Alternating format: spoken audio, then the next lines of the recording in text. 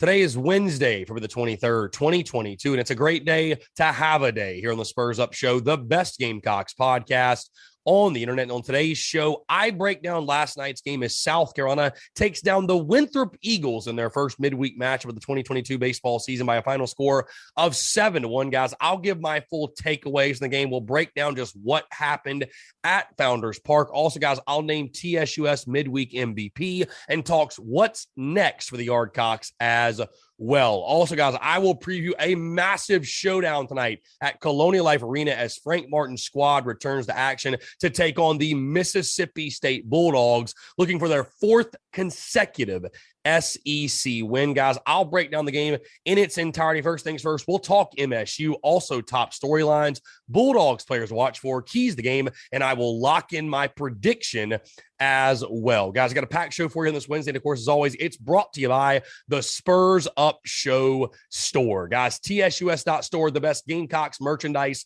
on the internet. Be sure to stay tuned for all of our latest drops, including t-shirts, hoodies, long sleeves, pullovers, tank tops, koozies, you name it. We've got it. The best Gamecocks merchandise on the internet, guys. Also stay tuned. When the Gamecocks win, you win. We're always dropping promo codes, discount codes, if you will, after South Carolina gets big victories across all sports. So again, be sure you stay tuned to that. Again, that's TSUS.store, TSUS.store, the best Gamecocks merchandise on the internet. Let's get it.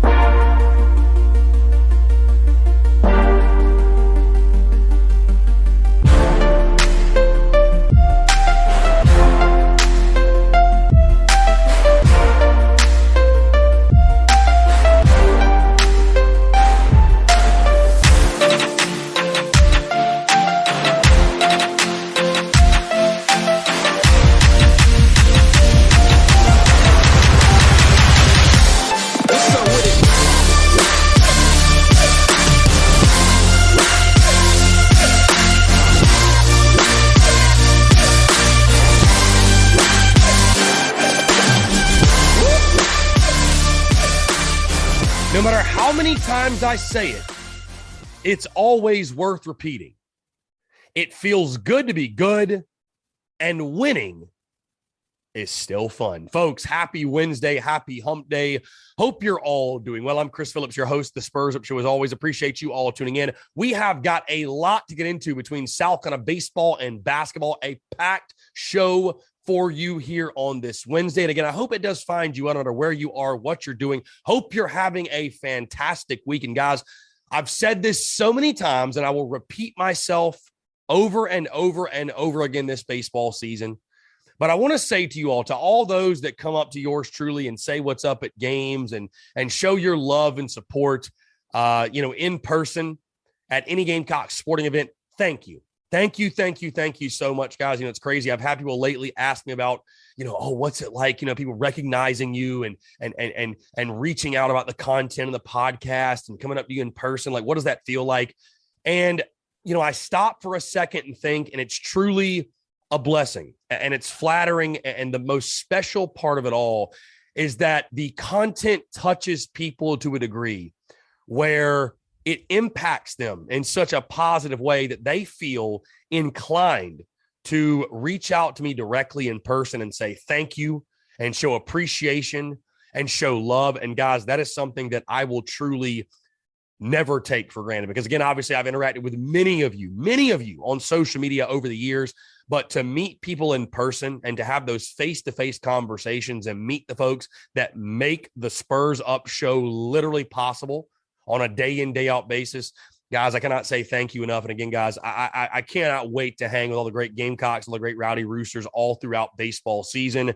But even at the midweek game last night, just hanging out with Gamecock fans and, having some cold beers and talking baseball and spitting some seeds. And it's just great, man. It's incredible. And again, I hope you guys, hope to see you out there at the ballpark. And obviously hope you're enjoying this week. Hope you're enjoying the weather, because certainly it is warm in Columbia and across the state of South Carolina. And again, it feels damn good to be good. Guys, really quickly before we get going, tonight, Tin Roof, we're live 5 to 6:30 though, because yours truly will be heading to the CLA to take in the Gamecocks game against Mississippi State of South Carolina. Looks for their fourth consecutive SEC win. But again, guys, we're not skipping out on Tin Roof. We will be there live 5 to 6:30. So get off work early, come on out there. Basically going to just serve as a pregame for the South Carolina-Mississippi State game, and then we'll dive into tip-off, and we'll get after it tonight at the CLA. But guys, before we talk basketball, we got to talk Yardcocks. Let's dive into it. The Gamecocks notched their first win in the midweek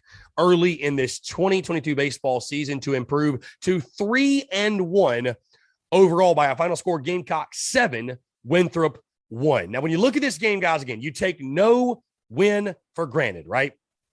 Especially in the midweek, because while you feel these are games that, you're playing smaller schools, you should win the games. Anything can happen, right? We've seen it all the time, the craziness that is college baseball and just what can go down on a day in, day out, game out basis. So you appreciate getting the victory, getting the W. I'll tell you what, on the pitching side of things, let's start there. I thought the arms were great last night. You look at Cade Austin, the bounce back performance, 4 innings pitched, 4 hits, 1 run, 1 earned, 1 walk, 3 Ks. I thought what I saw last night was the Cade Austin that I saw all throughout the preseason, a guy that had just simply attacked the zone. The stuff's not overpowering. He's going to be 90, 91. The changeup can be very plus. The breaking ball is a really good pitch when located down, but he's not going to be an overpowering arm. Doesn't throw 96, 97 miles an hour, but he's a dude that's sort of kind of like what Brett Carey was. And again, not even comparing to Brett Carey, but the style in the sense of he attacks hitters. He goes after guys. He gets ahead in counts. He gets hitters in uncomfortable situations. And I think you saw that when he got in a groove. You saw a lot of Winthrop hitters in 0-1, 0-2, 1-2 counts. And he was able to navigate and really work well out of that as he went throughout that game. Aiden Hunter, by the way, who relieved him, 3 innings pitched, 3 hits, no runs, no earned, no walks, and 3 strikeouts. What a performance from this kid. Aiden Hunter, I thought the stuff was even more electric than it was over the weekend, his first outing. The fastball in the low 90s, the curveball. I did not see that over the weekend. I tell you what, the curveball was extremely sharp.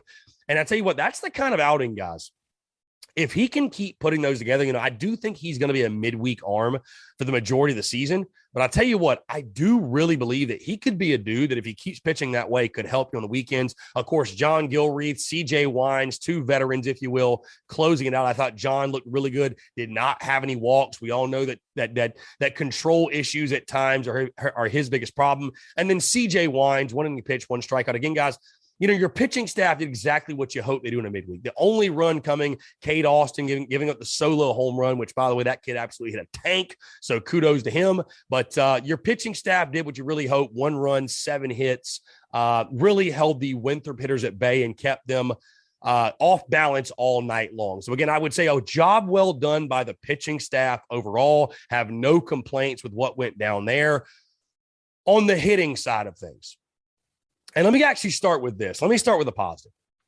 In case you did not realize, or if you're hearing the sound of my voice and for whatever reason, you have not tuned into South Carolina baseball, guys, if for no other reason than to watch Michael Braswell play baseball, you need to tune in because this kid's special. It's becoming something. Again, I know we're only 4 games in. I get it, right? We're only 4 games in. But it's becoming a thing where, like, on a nightly basis, this kid is doing things that make you say, wow. Like, he's making plays that you're like, holy smokes.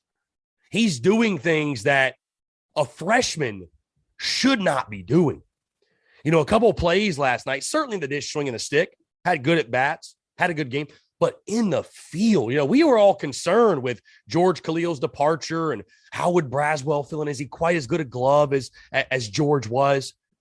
I'll tell you what, guys, again, it's early. I'm not going to make those conclusions quite yet. We haven't even played an SEC game, but Michael Braswell has all the makings of an early rounder. He's got all the makings of a star, and I mean a superstar in Columbia. He had that one play deep in the hole that we posted on social media. That's not a play a freshman, guys, is supposed to make. Flat out. That's just not a play that a freshman's supposed to make. And he made it with ease. Bow and arrow Braswell. So much fun to watch him. So again, guys, if you're hearing the sound of my voice and you have not tuned in to Gamecocks baseball, that's a good reason right there. Now, at the plate, swinging a stick, the hitting side of things. On the positive, you've played 4 games this year, and in all 4 games, you have double-digit hits. I'm starting to feel a little bit like Ray Tanner. And let me explain what I mean by that. Ray Tanner used to have a slogan when he was coach that said, singles clog the bases, hit bombs. And I love getting base hits, right? I love, that's how you spark a rally. I love the base knocks. I love clogging up the base pass. That's great. But I think South Carolina at this point, we have to lead the country in singles. Infield singles, whatever. And for whatever reason, again, you look last night, 11 hits for South Carolina. How many times did the Gamecocks load the bases, guys? South Carolina left 14 runners on base last night. And I think it's something where it will come with time. I think the timing is slightly off. I don't think I look and say, well, these are just bad hitters. That's why. That's not how I view it. But you're just missing right now. There's not enough hard contact. It's not even like, you're doing bad situationally. It's just like the timing's off. Something's off where you're not getting the big knock. You're coming up in these situations. You're not getting hard contact. It's like you either hit a ground ball for a single or you pop it up. You got to get more line drives, gap to gap, man. Where are the gap shots? Where are the doubles? Where are the triples? Where are those big knocks? Because again, I understand that last year, the problem was, people were saying you're hitting too many home runs and this, that, whatever, you're depending too much on the home run. Well, now you're not getting the home run. Again, it's very early in the season. I'm not complaining. I'm more so just making the point that, you need the big knock. You're getting bases loaded. You need the big knock. So I think that'll come in time. You win the game 7-1. You're certainly not complaining. A dub's a dub's a dub. But I mean, this is a game Winthrop was begging you to blow the game open early. They were begging you to do so. And for whatever reason, you weren't able to. So again, I think it's something that will come around. It's not something I'm worried about necessarily, but we need to see this, I would say, improve over the weekend. Because, guys, I was sitting at the ballpark last night thinking about this. What's crazy, guys, next week is Carolina Clemson week. Like, the schedule gets serious very, very, very quickly. Very quickly. So you've, you got to figure it out and figure it out fast and get the sticks going. And again, I think you will. Hey, I loved what I saw. Andrew Eister's a dude. He's extremely underrated. Put some respect on his name, all baseball entities around. And then Kevin Madden, hitting that home run late. He's a guy that's going to be a big-time basher, a big-time bat for you. I'm very confident what Kevin Madden brings to your lineup. So, again, I expect him to get hot. But as a whole, you just need more hard contact. And, again, I think it'll come. The hitting is only behind the pitching. I think it will come around. You have capable hitters in your lineup. This lineup, guys, I still say is exponentially improved from what it was a year ago. But you got to find it. It's got to be like one guy to take the top off, and then hitting is contagious. Everybody will hit. So that was my biggest gripe, because Winthrop, it felt like early was just trying to give you the game, loading the bases basically every inning. But either way, you get the job done. Let's move the guys into TSUS Midweek MVP. And it's got to go to the guy on the bump, man. Cade Austin, 4 innings pitched, 4 hits, 1 run, 1 earned, 1 walk, and 3 strikeouts in that ball game. I give it to Cade because the bounce back performance, had such a rough outing on opening day, to come back, throw the ball the way he did, spin the baseball how he did.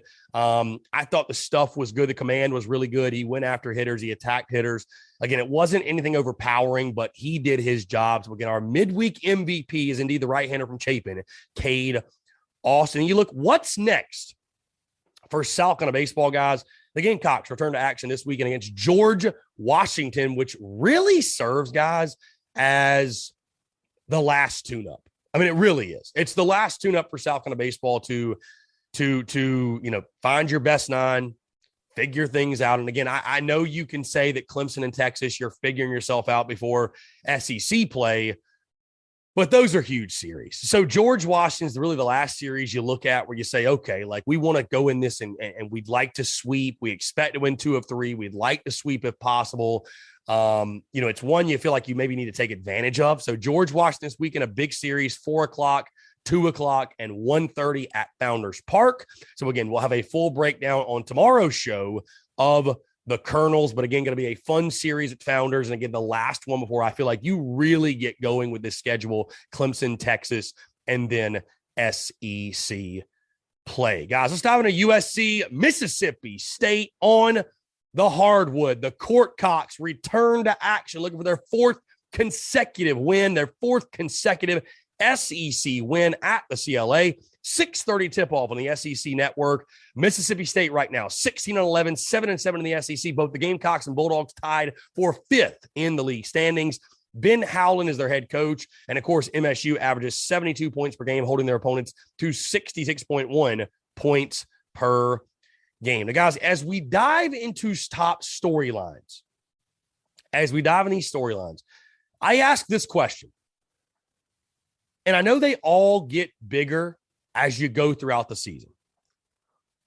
But this is the biggest home game since when? When? When you look at everything on the line, from SEC standings to Frank Martin to tournament hopes to everything in between, right? And I know it's a 6:30 tip, but I would expect a raucous atmosphere at the CLA. I certainly would. I would expect a raucous atmosphere.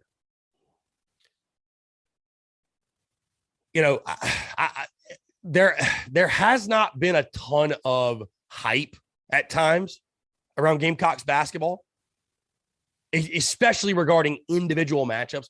This is a huge individual matchup. Massive. There's no other way to put it.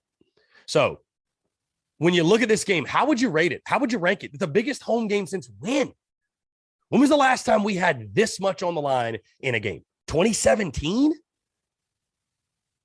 It's going to be fun to see how this team shows up with that pressure. And again, pressure's a good thing. It's a privilege. It means something's on the line. Another big storyline, guys. Jermaine Kusnard. What does he do for an encore? Obviously, 33 points his last outing. I don't think you can expect that again. But certainly, he's a leader on your basketball team, guys. I've talked about a lot. When he plays well, this team plays well. He's a leader on this team. I still believe the best version of this team is with him on the floor. You need to get him going early. Stay hot. Shooters get hot. They're just like any other sport. Get him the ball early. Let him shoot. Let him see it going in the basket. And who knows? Could he go for the same yet again? I don't think so quite that much. But he's certainly a guy that, again, the beauty of college basketball, guys, is this. Doesn't matter what the spreads say. It doesn't matter what I say, you say, predictions say. When you get hot, you get hot. And Jermaine Kusnard and this team are hot, but Jermaine Kusnard's hot. So what can he do for an encore in this ballgame? The big storyline, guys, of course, these two teams already met. And can South kind of get revenge on their home floor for really what was early season struggles? The last time you played this team, you were on a winning streak. You hit 500 SEC play. And guess what? You lost by 20 points. It wasn't even close all throughout the game. So it's hard to beat a team twice. Again, we talked about this a little bit earlier in the season, but it's hard to beat a team twice because of, you say to yourself, how much do we change our game plan? How much do they change their game plan? And it's a cat and mouse. It's a chess type of matchup between the two teams, right? Can South kind of get their revenge? Can Frank Martin, this has not been a Mississippi State team that he's done very well against. Can he get revenge as well? Guys, on the big storyline, I talked earlier, the SEC standing. South Carolina tied 5th with MSU. And the middle of the SEC is a nightmare. The middle of the SEC is a nightmare. It really is. It's all over the place, right? It's all over the place. A win here opens up a whole new door full of possibilities. A loss, going to be a lot tougher. So, moving up in the SEC standings, continue to fight for your postseason lives. Big storyline. And guys, my final storyline in this game is something that's not on the floor tonight, but something that is around Gamecocks basketball and something that impacts it greatly. And that is G.G. Jackson. the number one prospect in the state who visited over the weekend, and the momentum built around him and him possibly coming to South Carolina. It's actually possible, guys. We might get Gigi Jackson. Who knows? The momentum you have in the program with that news, with Jackson's visit, if you can keep winning, your likelihood of landing him gets better and better and better and better and better. Can tonight serve as sort of another stepping stone to get Gigi Jackson on your campus and maybe re-energize South Carolina basketball? Guys, let's move to Bulldogs players to watch for. You got to start, of course, with Iverson Molinar, 18.3 points per game, 3.1 rebounds per game. He is their leader, had a big game against you last time. Tolu Smith, another one, 11.8 points per game and 5.9 rebounds per game for him. And then Garrison Brooks, 11.3 and 6.9. Really, really good players. Again, Mississippi State, guys, has a good roster. I know they're 7-7.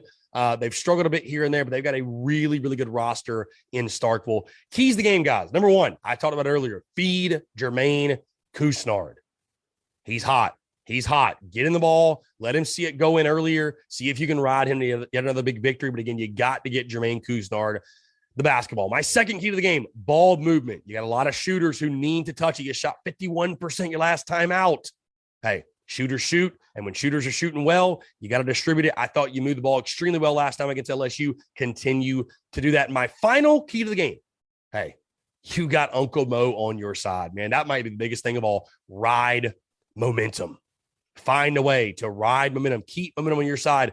Use it to your advantage. So again, guys, my keys to the game, feed Jermaine Kusnard, ball movement, and ride momentum, which leads me into my prediction. South Carolina taking on Mississippi State in a pivotal game at the CLA. And I know that many of you right now, as you are early in the season and throughout, again, we reach these points, right, where I'm picking us to win or lose, and I'm nailing the predictions. And we reach other points where I'm picking us to win or lose, and I am totally the opposite. I'm wrong every time. And the last two times out, I've picked the Gamecocks to lose, and guess what's happened? You've won both times. So many of you are tuned in where you're saying to yourself, Chris, please pick us to lose so we can win the ball game. Here's where I fall right now. Okay? Here's where I fall right now. Fool me once, shame on you. Fool me twice, shame on me. You're not going to fool me three times. Okay? So I've gotten burned the last two games. And guys, you know what? I've been wrong, and I've been wrong. And sometimes when you catch lightning in a bottle, it doesn't matter what Vegas says. It doesn't matter what I think. It doesn't matter what you think. All that matters is those guys on the roster, their head coach, and what they're capable of doing. And guys, on your home floor, is Mississippi State a better team than you? I think probably they are. But that doesn't matter. You're hot. You're playing in front of your home crowd, which should be a raucous environment. You have just found ways in the second half of games. You found ways to get it done. And so who would I be right now to go against that? Who would I be to be the dude that would pick that not to happen? Because you've proven it. You've made me look silly time and time again. And again, you fooled me twice. You fooled me in back-to-back games.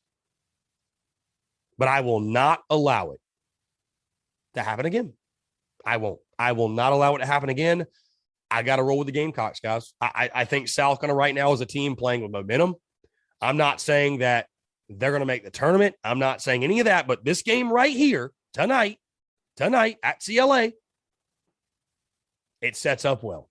A Wednesday night on your home floor, should have a good crowd behind you. You're playing with all the confidence in the world. All of it, right? All the confidence in the world. And Tattoo Watch 2022 is officially on. With that being said, lock me in. I've got the Gamecocks getting the dub. Give me South Carolina 76, Mississippi State 75 in a thriller at the CLA. But I think Frank Martin, guys, I think Frank Martin wants to be here. I do. I think he wants to be the head coach. I think he wants to extend his time here. I don't think he's done here. And with that being said, I'd be a fool to ignore momentum. I just would be a fool to ignore it.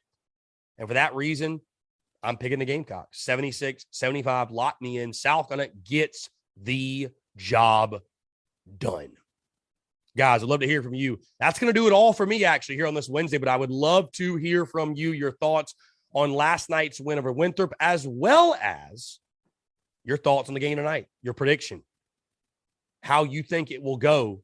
Leave them in the comments below. Other than that, guys, hey, appreciate you all tuning in. Come out to 10 Roof tonight again, 5 o'clock. We'll go until about 6:30, and I will hike it over to CLA to watch the Gamecocks take on MSU. But until then, guys, appreciate you all tuning in. Go Cox, beat Mississippi State, and we'll talk to you tomorrow.